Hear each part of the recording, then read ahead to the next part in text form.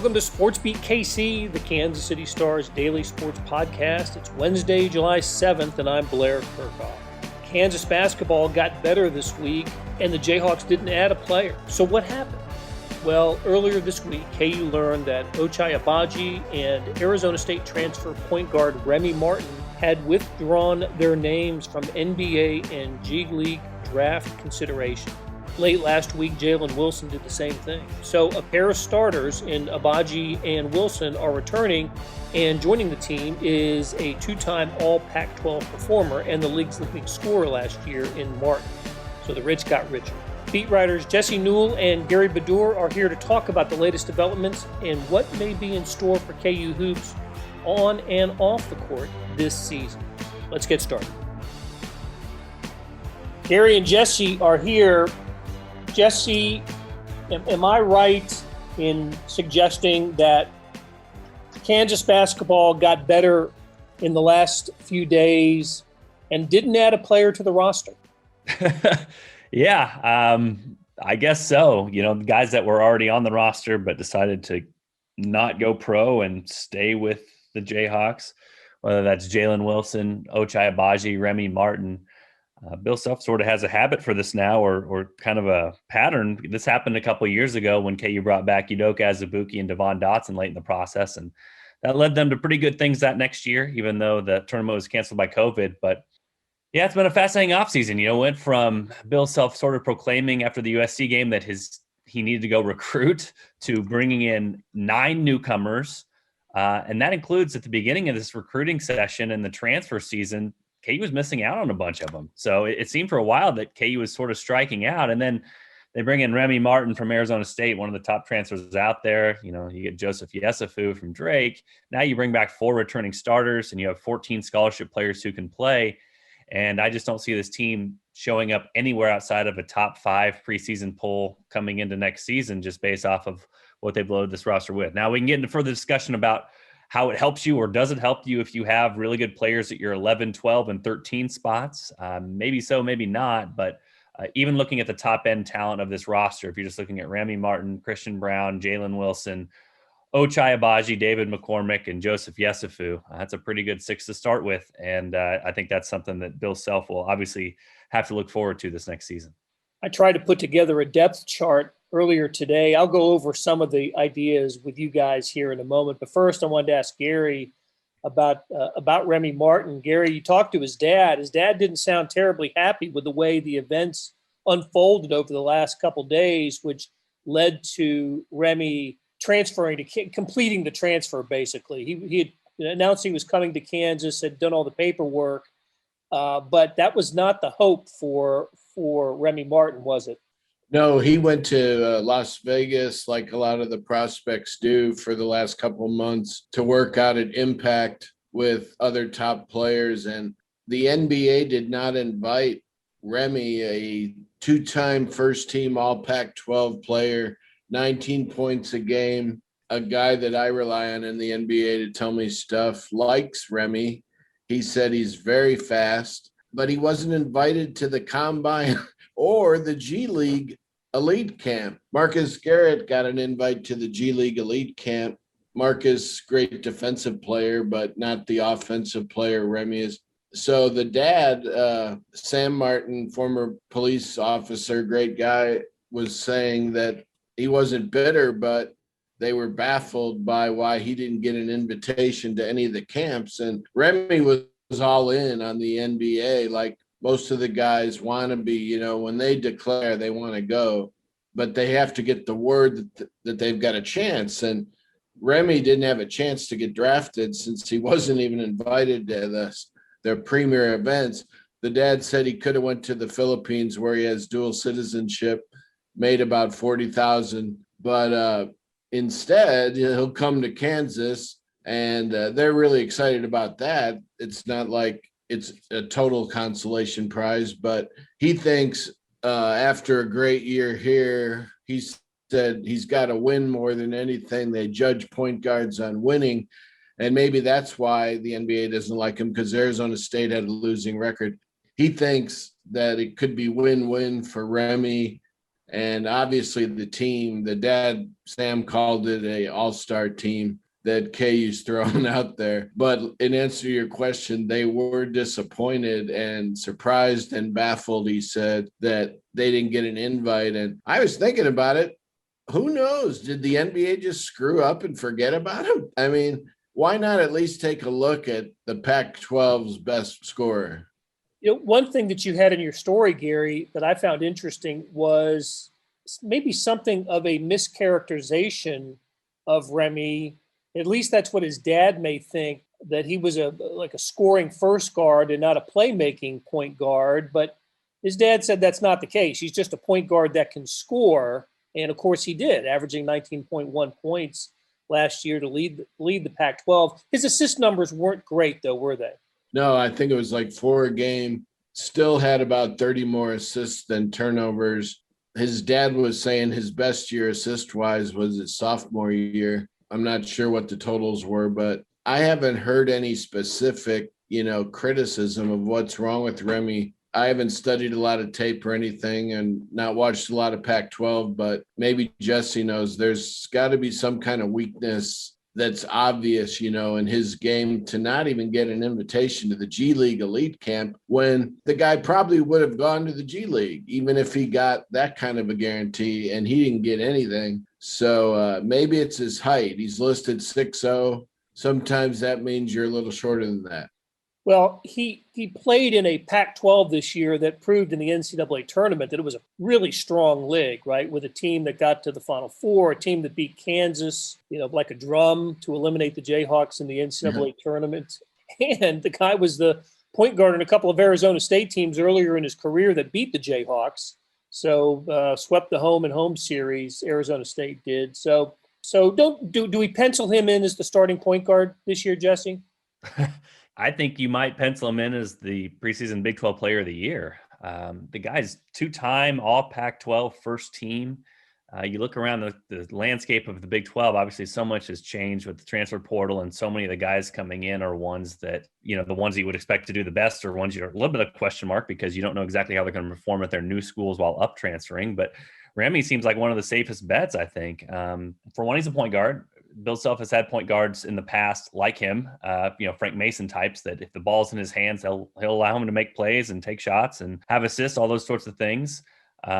He's good enough shooting the three. He can get to the free throw line. I think probably what his dad was referring to as well is I think something that could help a lot of these Jayhawks this year. If you remember last year, like Ochai Agbaji and Christian Brown in particular, it seemed like they were trying to do a little bit too much offensively, but that was because that was required of them. It seemed like they were missing one player. It seemed like they were missing a playmaking point guard who could go make things easier for teammates and go get his own shot. And so for Remy, that's the guy. He can go off the bounce. He has some wiggle. He can go create his own shot. He can open up teammates.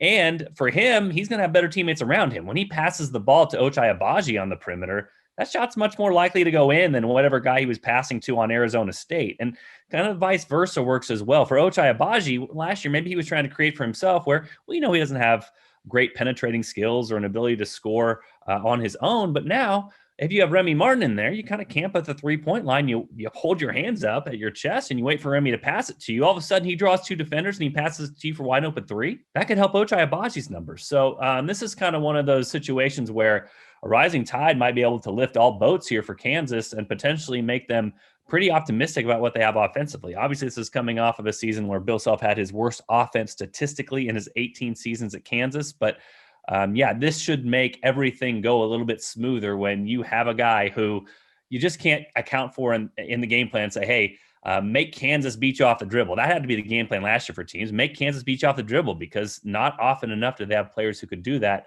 Now with Remy Martin and then to an extent Joseph Yesufu, Bobby Pettiford, KU has guys who can beat you off the dribble. There's a little bit more to prepare for, a little bit more wiggle in their game that is going to make other players better. So, I don't know. Again, I don't know how everybody else will feel about it, but I would think that Remy Martin would be among the favorites to be the preseason player of the year in the Big 12, and that's based off what he's done in the past and obviously the success that point guards have had under Bill Self over time when they are talented and can get themselves to the lane. And gives Kansas the potential to play small and athletic, right? With Martin, Yesufu, Agbaji. They could start 2 point guards, with the 2 transfers, right? Yesufu, I'm going to figure out how to pronounce his name at some point here. The Drake transfer, but you mentioned Agbaji a couple of times. You're right. The guy did not have the Devon Dotson-like playmaking point guard, and still he averaged 2.6 threes per game, which led the Big 12, shot 38.3%, which I think was 4th in the Big 12. He has started 77 straight games. My choice of him or Jalen Wilson would be for the team's leading scorer this year, and yet they're bringing in Remy Martin also, who led the Pac-12 in scoring. They have some scoring options on this team. Hey, Gary, so are we surprised about Agbaji? He was the guy who we saw show up a lot on mock drafts earlier in the year, and I think he crawled into a couple of first-round mock drafts at some point, but he's back. What was the reaction to that? It's interesting about him because this guy, the front office guy I know in the NBA, likes him too. He said he's athletic, thought he would be drafted, but I was told yesterday that his performance at the combine was terrible. It dropped him off a lot of lists. I don't know if it was terrible or not. I mean, he didn't average a lot of points at the combine. I don't really know what he was doing in the games. He wasn't scoring or looking to score. But I think, again, he would have liked to stay in. But if you're going to be projected middle to late second round, you could not be drafted like Devon Dotson, who had a pretty good sophomore year. My NBA guys said that this immediately makes him a likely first-round pick. I don't know how that works. But now suddenly, I guess with a great senior year, he should be assured of being drafted. That gives you a lot better chance to stick in that league if you've been drafted rather than be a two-way player. So heard he didn't do well at the combine, but very athletic, and they like his ability maybe to play defense in the future. I don't know about now. I'm sure like Remy, he wanted to go, but smart decision for everybody. And, Ochai's a local guy. For him, you have to hope he makes some money with the new NIL rules. Great guy. Kids love him. Infectious smile. If anybody can get good endorsements, it'll be Ochai, I bet you. I want to talk about that after a break, but before we do, let's talk about Jalen Wilson quickly. There were times last year when no player for Kansas took over a game the way Jalen Wilson did. I think back to the Kentucky game. I think about his big shot against Creighton in the non-con. 6'8", 220. He's going to be a redshirt sophomore. We knew last week that he was coming back. 11.8 points, 7.9 rebounds, led the team, averaged more than 28 minutes per game. I think this is a big return for KU. And it's kind of always going to be this way, wasn't it, Jesse? Yeah, he's a fascinating player because he doesn't really fit the typical mold of, hey, you put him into this box, because he does some things well that you wouldn't expect, and then he doesn't do as well in other things that you might think of a guy his size. But he's a great defensive rebounder. You start with that.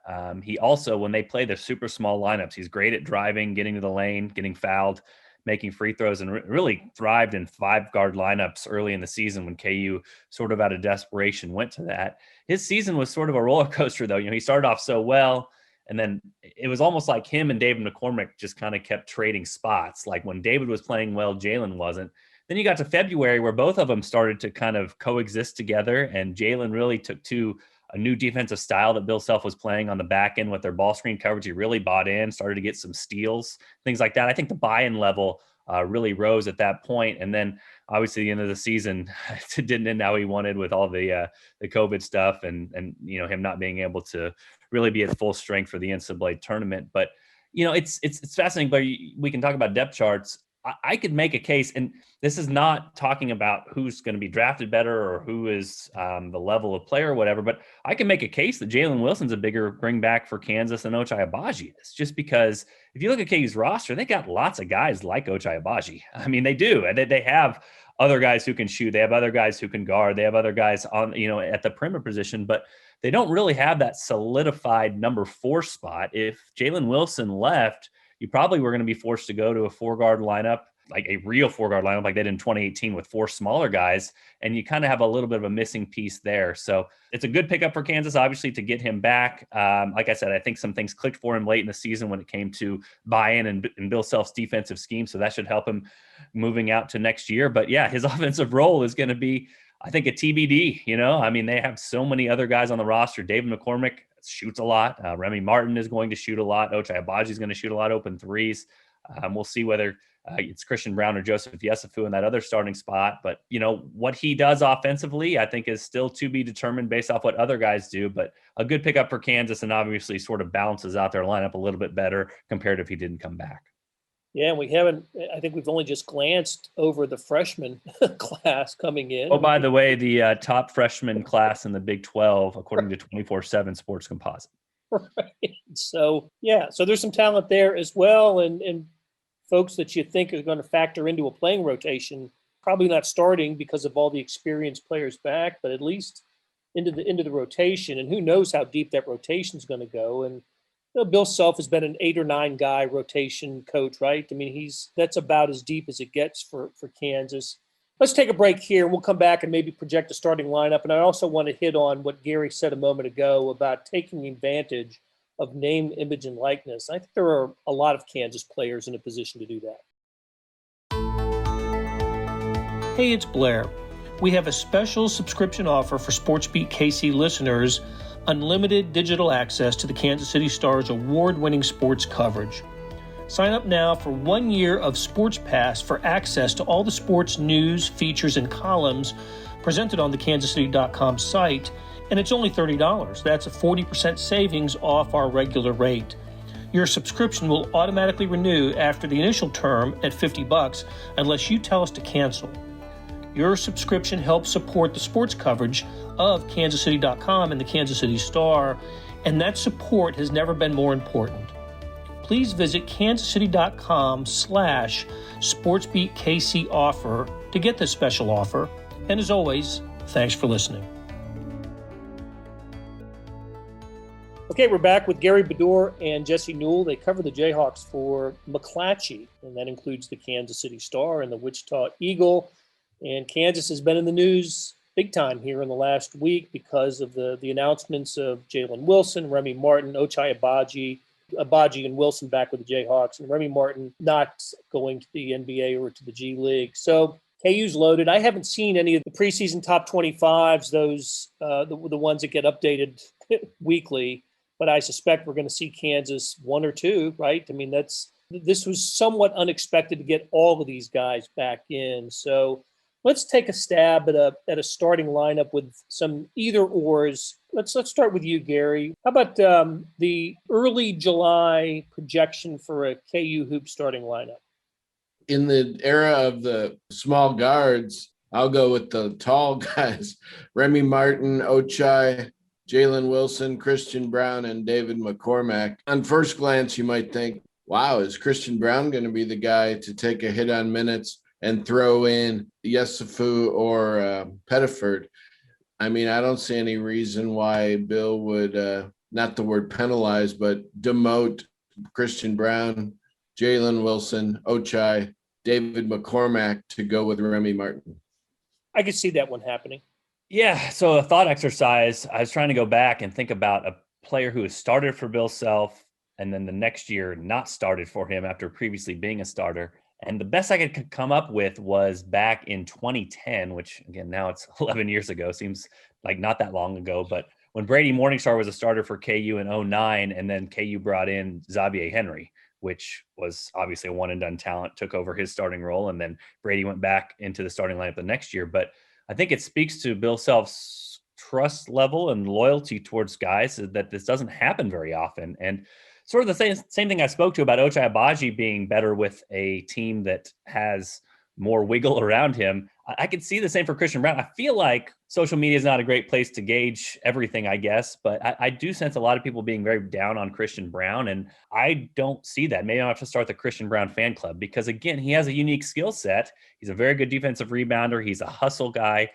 He's also a guy that I think will shoot threes better than he did this past season, sort of like could have the Ochai jump from sophomore to junior season, seemed to battle some struggles with confidence, but I like his overall game. And like I said, you need some sort of role player in there. You can't have 5 guys who all can score. You can't have 5 guys who all just want to be the glamorous people out there and make all the shots and be on SportsCenter. You need some gritty players too, and guys that accept roles. And Christian Braun seems like a perfect guy for that. He'll hit an open 3 for you. He'll dive on the floor for loose ball. He'll do the dirty work and get defensive rebounds. So I just really don't see a reason to knock him out of that starting lineup. And from sophomore to junior year, you're going to expect players to be better than they were the season before. That's really how college basketball works. So expect Christian Braun to be a little bit better from his sophomore to his junior season. I don't see any reason to not have him in the starting lineup. So I'm with Gary. I will give a little preview, though. I'm writing a story right now, and if this were a drinking game, everybody could drink right now. But I was chatting a little bit with Ken Pomeroy about he's done some consulting for coaches, and I've asked him, hey, what do you tell coaches that have a bunch of depth? What do you tell them to do? And so it's kind of a fascinating thing. He suggested something to coaches for them to do, and they've all thought he was crazy, but it sort of lines up with the starting lineup. And it's kind of fascinating to me. It'll be out here soon, but in baseball, there's the opener where you have a guy that comes in and he pitches for an inning or two, and then you bring in your stud after that. His thought has been to have 2 or 3 guys in the starting lineup be quote unquote openers. The more I think about it, the more fascinating it really would be is that usually games get started pretty slow and there's not many fouls and kind of people ease into the game. They don't want to foul anybody. What if Bill Self took 2 or 3 of these players that aren't going to play much and just said, hey, you get the first 3 minutes before the media timeout, and then brought in his starters who were then fresh, hadn't been able to watch the game, and wouldn't have to be worried as much about foul trouble?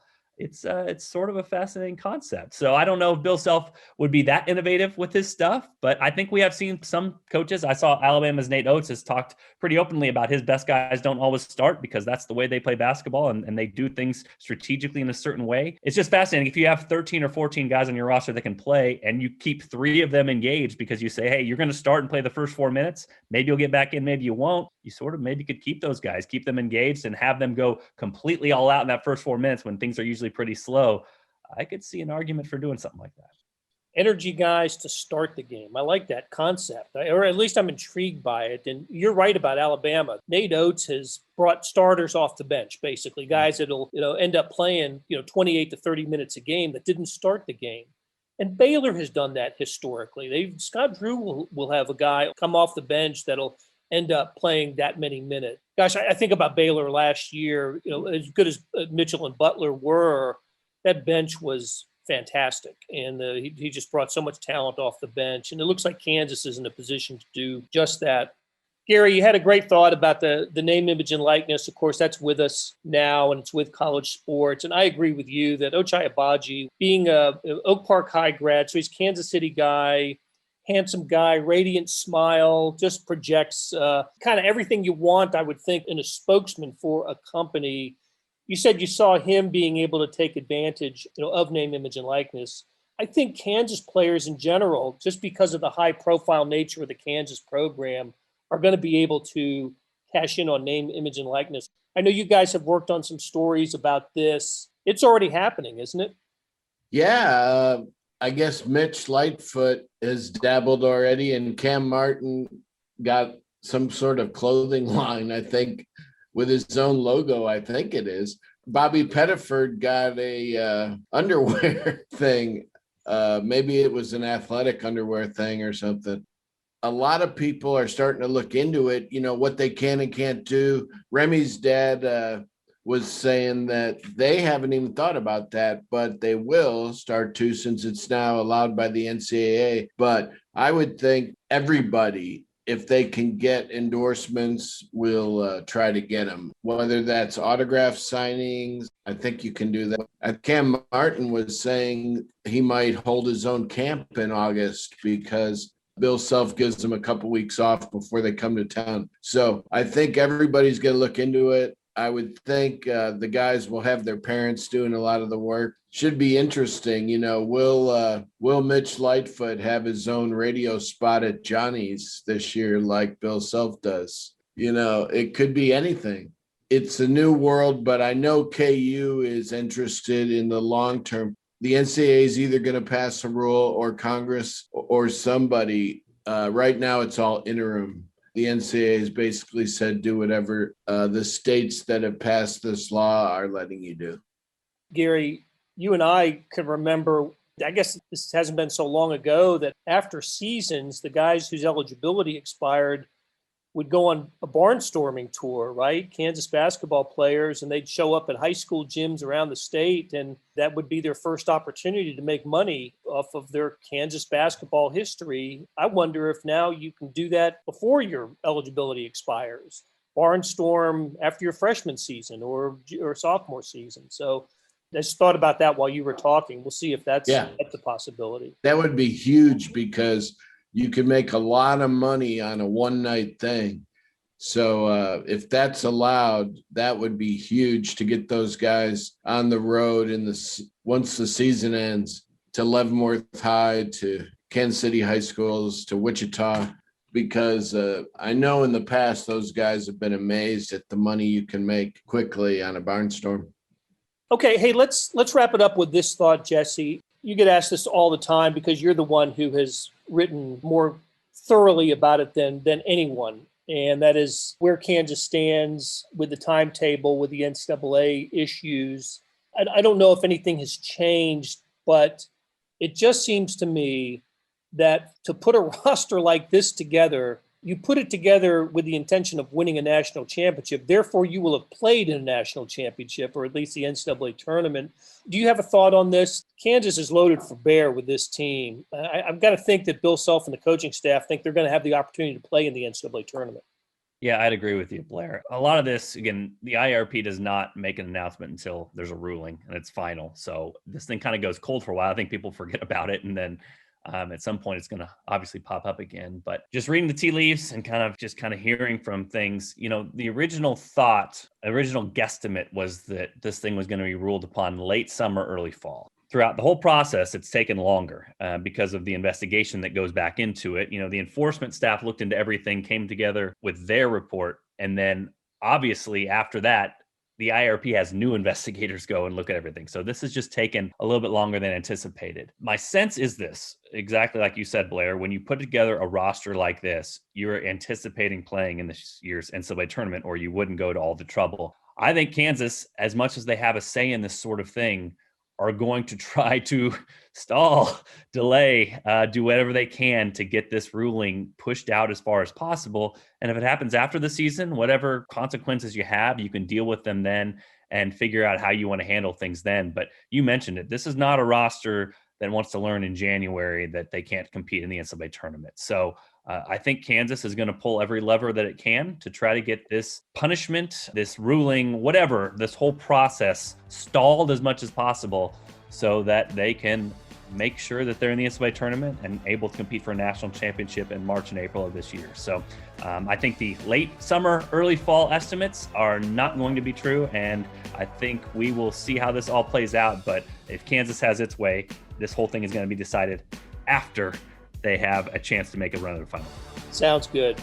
Gary Bedore, Jesse Newell, great catching up with you. Jesse, I will see you next week in Dallas at Big 12 Media Days for football. Going to have a lot of college football for you next week.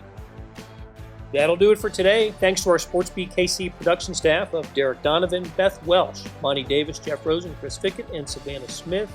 Big thanks to Jesse Newell and Gary Bedore for stopping by and talking KU hoops. Links to their stories about these latest developments can be found in the show notes and on kansascity.com. Hey, we have another deal for you.